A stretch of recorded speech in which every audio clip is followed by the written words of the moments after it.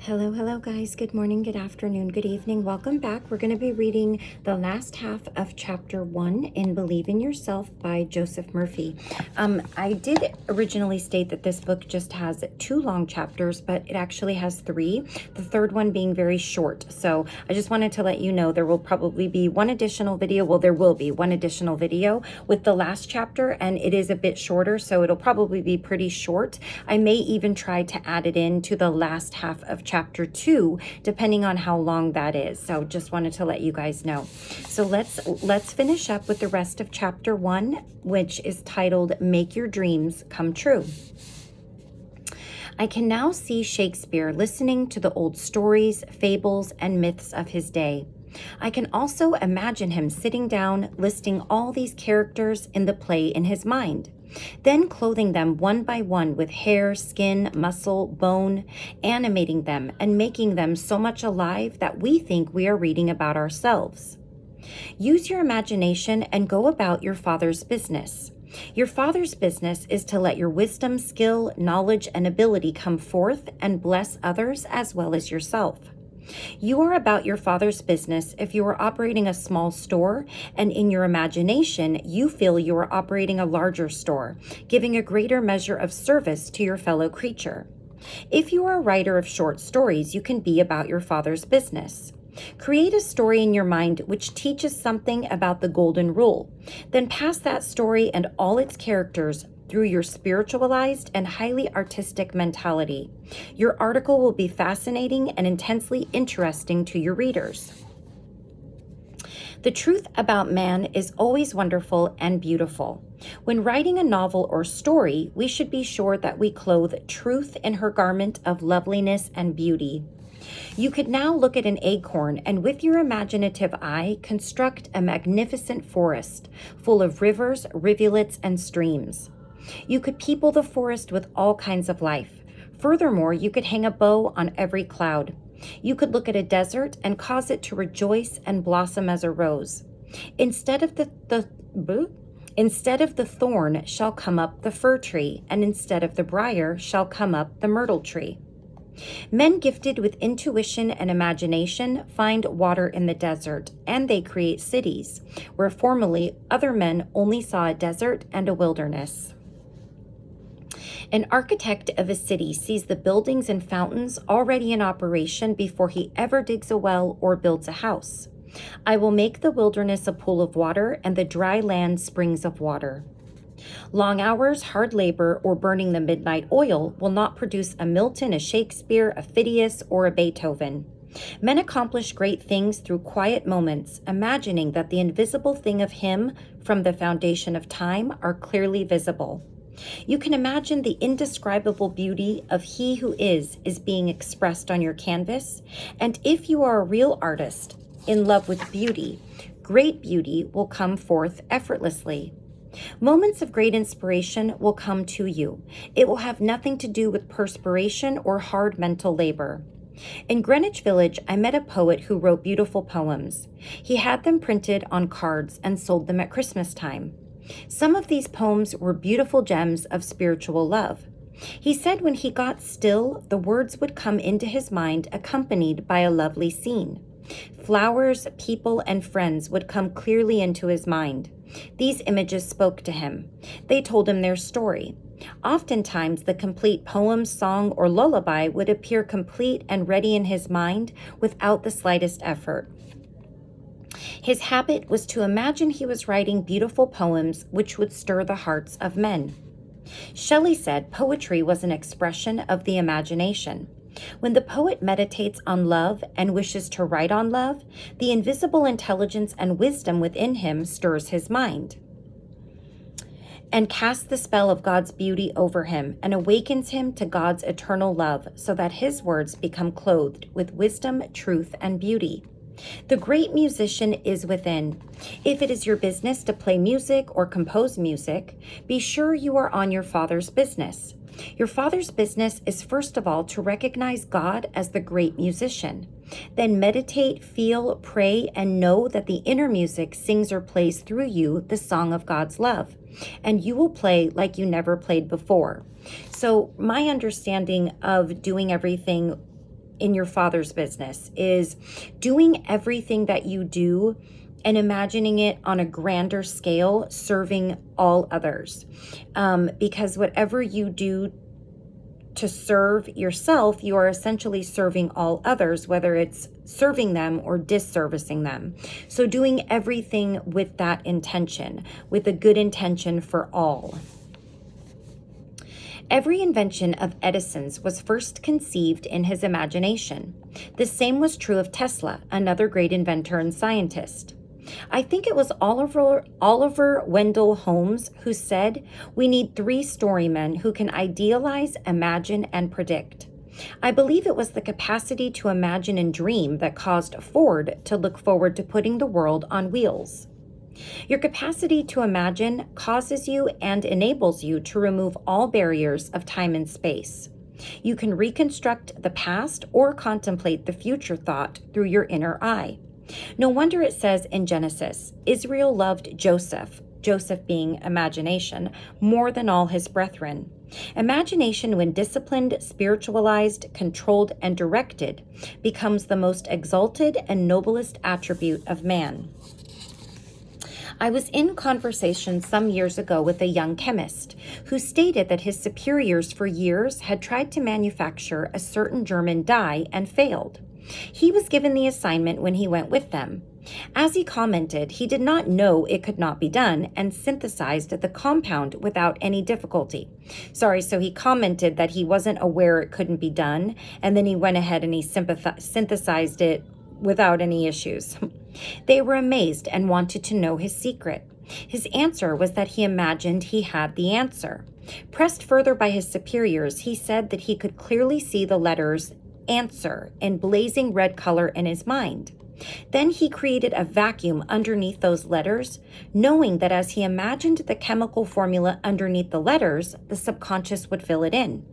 The third night, he had a dream in which the complete formula and the technique of making the compound was clearly presented.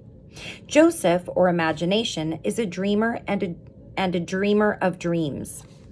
They conspired against him to slay him, and they said to one another, "Behold, this dreamer cometh." Perhaps as you read these biblical quotations, there are thoughts of fear, doubt, and anxiety conspiring in your own mind to slay or kill that desire, ideal, or dream of yours. You look at conditions or circumstances, and fear arises in your mind. Yet there is the desire within you which, if realized, would bring you peace and solve your problems. You must be like Joseph and become a practical dreamer. Decide to make your dreams come true. Withdraw and abstract your attention now from appearances of things and from sense evidence. Even though your senses deny what you pray for, affirm it as true in your heart. Bring your mind back from its wandering after the false gods of fear and doubt to rest in the omnipotence of the spiritual power within you. In the first part of this chapter, he does discuss sense evidence, which is what's all around us to prove, whatever it is that we're wanting to not be possible or to prove us wrong type of thing. He does go into it further in the beginning of the chapter in the first part. In the silence and quietude of your own mind, dwell on the fact that there is only one power and one presence. This power and presence is now responding to your thought as guidance, strength, and peace, and nourishment for the soul. Give all your mental attention to recognizing the absolute sovereignty of the spiritual power, knowing that the God power has the answer and is now showing you the way. Trust it, believe in it, and walk the earth in the light your prayer is already answered. All of us read the story of Columbus and his discovery of America. It was his imagination that led him to his discovery. His imagination plus faith in a divine power led him on and brought him to victory. The sailors said to Columbus, "What shall we do when all hope is gone?" His reply was, "You shall say at break of day, sail on, and on." Here is the key to prayer. Be faithful to the end, full of faith every step of the way, persisting to the end, knowing in your heart the end is secure because you saw the end. Having seen and felt the end, as Troward said, you have willed the means to the realization of the end. So playing a mental movie from start to finish, from the beginning of the story to the end that you want. You play it exactly how you want it. Copernicus, through his vivid imagination, revealed how the Earth revolved on its axis, causing the old astronomical theories to be cast in the discard. I think it would be a wonderful idea if all of us from time to time recast our ideas, checked up on our beliefs and opinions, and asked ourselves honestly, why do I believe that? Where did that opinion come from? Perhaps many ideas, theories, beliefs, and opinions which we hold are completely erroneous and were accepted by us as true without any investigation whatever as to their truth or accuracy. Because our father and grandfather believed in a certain way is no reason why we should. One woman said to me that a certain idea she had must be true because her grandmother believed it. That is absurd. The race mind believes in many things which are not true. What came down from generation to generation is not necessarily valid or the final word in authority. The above-mentioned woman, who was honest and well-meaning, had a mind that was very touchy on psychological truths. She took everything in the Bible literally. This mind worked by prejudice, superstition, and opposed everything which was not in accord with her established beliefs, opinions, and preconceived notions. Our mind must be like a parachute. The ladder opens up. If it does not, it isn't any good. Likewise, we must open our eyes and minds to new truths. We must hunger and thirst after new truth and knowledge, enabling us to soar aloft above our problems on the wings of faith and understanding.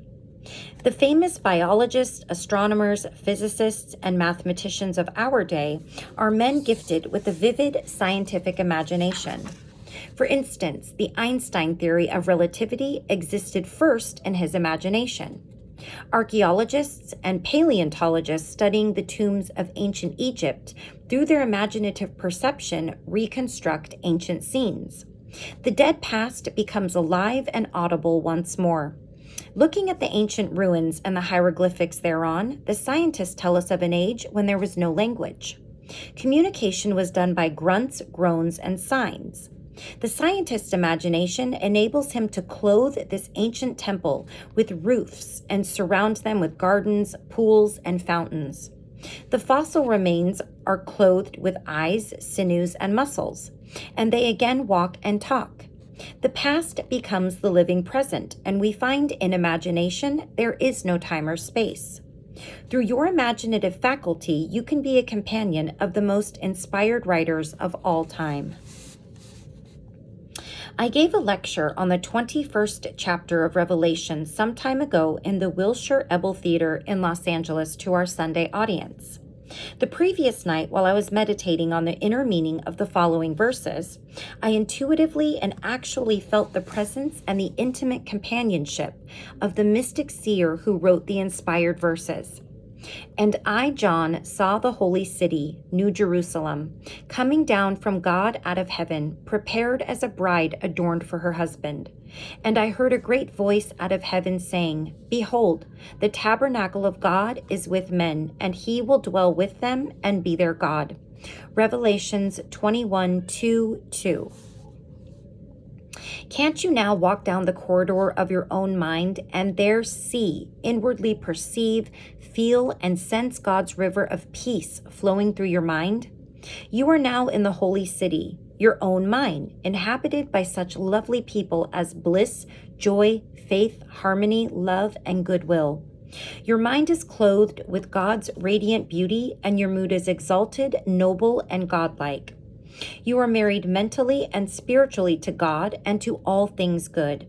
You have on your wedding garment because you are in tune with the infinite, and God's eternal verities constantly impregnate your mind.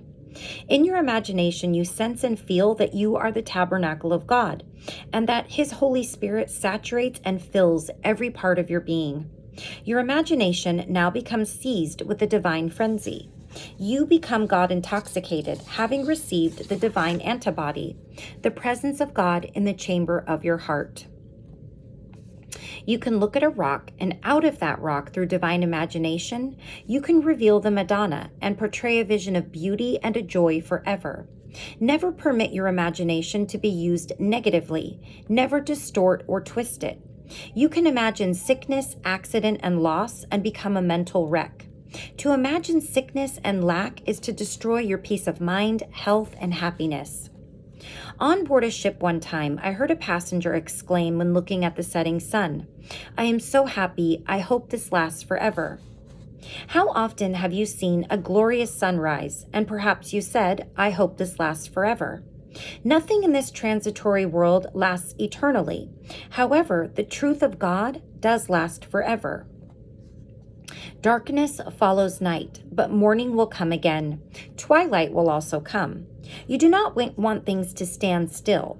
You do not want to stand still either, for there are new worlds within and without to conquer. Change eternal is at the root of all life. You do not want to remain in a rut. Problems are life's way of asking you for an answer. The greatest joy and satisfaction is in overcoming, in conquering. Life would become unbearable and unendurable if we did not experience change.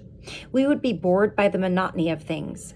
You meet with night and day, cold and heat, ebb and flows, summer and winter, hope and despair, success and failure. You find yourself moving through opposites. Through your power to imagine what you wish and to feel its reality subjectively is to reconcile the opposites and bring peace to the mind. In the midst of sorrow, grief, or the loss of a loved one, your imagination and faith, the two wings of the bird, take you aloft into the very bosom of God, your Father, where you find peace, solace, and divine rest for your soul. In your imagination, you look into the very face or truth of God, and God wipes away all the tears, and there shall be no more crying. All the mist and fog of the human mind dissolves in the sunshine of God's love. And God shall wipe away all tears from their eyes. And there shall be no more death, neither sorrow nor crying. Neither there shall be any more pain, for the former things are passed away. Behold, I make all things new. Revelations 4, verse 5.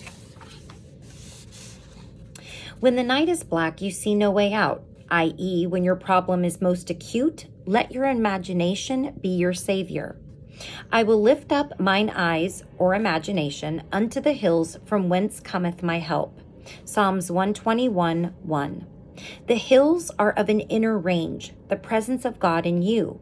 When you seek guidance and inspiration, fix your eyes on the stars of God's truth, such as infinite intelligence leads and guides me, or divine wisdom floods my mind and I am inspired from on high. So those are things that you can say when you're looking for help and using your imagination at the same time. There is a designer, an architect, and a weaver within you. It takes the fabric of your mind, your thoughts, feelings, and beliefs, and molds them into a pattern of life which brings you peace or discord, health or sickness. You can imagine a life which will take you up to the third heaven, where you will see unspeakable and unutterable things of God. Or through the distorted, morbid use of your imagination, you can sink to the depths of degradation. Man is the tabernacle of God, and no matter how low a man has sunk, the healing presence is there waiting to minister to him. It is within us, waiting for us to call upon it. You can use your imagination in all business transactions in a wonderful way. Always imagine yourself in the other person's place. This tells you what to do. Imagine the other person is expressing all that you long to see them express. See them as they ought to be, not as they appear to be. Perhaps they are surly, sarcastic, bitter, hostile. There may be many frustrated hopes and tragedies lurking in their mind. Imagine whatsoever things are lovely and of good report, and through your imagination you have covered him with the garment of God. God's world of ideals and God's infinite ideas are within him, waiting to be born and released. You can even say, if you wish, God waits to be born in him. You can open the door and kindle the fire of God's love in that person's heart, and perhaps the spark you lit will burst into a divine fire. The greatest and richest galleries of art in the world are the galleries of the mind devoted to God's truth and beauty. Leonardo da Vinci, through his gift of imagination, meditated on Jesus and the 12 disciples and what they meant. Lost in deep reverie, his imagination secreted the perfect pictures from the infinite reservoir within him. And due to his perfect focus, his inner eye glowed with an interior luminosity. So that was how it was inspired. Sorry, wait a minute. I lost my wording. So that he was inspired, and out of his divine imagery came the masterpiece, The Last Supper. You have visited a quiet lake or a mountaintop. Notice how the placid, cool, calm surface reflected the heavenly lights. So does the quiet mind of the spiritual man reflect God's interior lights and wisdom. Picture your ideal life. Live with this ideal. Let the ideal captivate your imagination. Let the ideal thrill you. You will move in the direction of the ideal which governs your mind. The ideals of life are like the dew of heaven, which move over the arid areas of man's mind, refreshing and invigorating him. The inspired writer's imagination was fired with truth when he wrote, "There is a river, the streams whereof shall make glad the city of God, the holy place of the tabernacles of the Most High." Psalm 46, verse 4. By now you know that imagination is the river enabling you to flow back psychologically to God.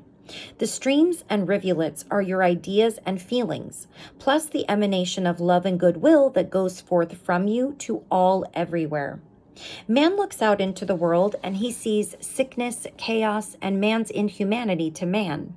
The man with the disciplined imagination soars above all appearances, discord, sense evidence, and sees the sublime principle of harmony operating through, in, and behind all things. He knows through his divine imagery that there is an everlasting law of righteousness behind all things, an ever-abiding peace, a boundless love governing the entire cosmos. These truths surge through the heart and are born of the eternal truth, which through the imagination pierces the outer veil and rests in the divine meaning of the way it is in God and heaven. Imagination was the workshop of God which inspired the writer of the following matchless spiritual gems, which will go down through the corridor of time and live forever. For tender beauty and for divine imagery, they are unsurpassed in dealing with the availability and the imminence of God's presence.